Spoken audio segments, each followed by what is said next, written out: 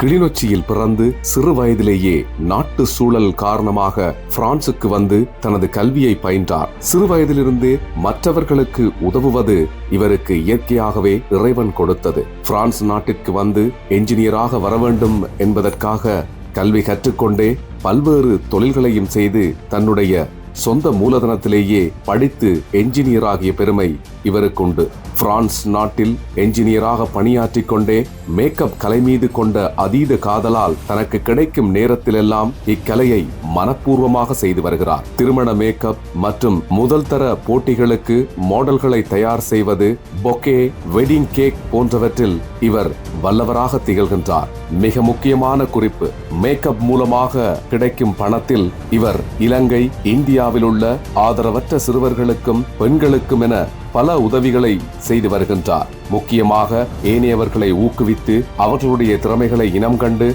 நேர்மறையான விடயங்களை போதித்து அவர்களுக்கு தன்னம்பிக்கையை ஊட்டி ஊக்கம் தருவது இவரது சிறப்பம்சமாகும். இப்படிப்பட்ட சிறப்பு அம்சங்களை கொண்ட இளம் ஆளுமை தாரணி நித்யானந்த ஈஸ்வரன் அவர்களுக்கு சிறப்பு ஊக்குவிப்பு விருதை வழங்குவதில் இவள் 2026 பெருமை கொள்கிறது.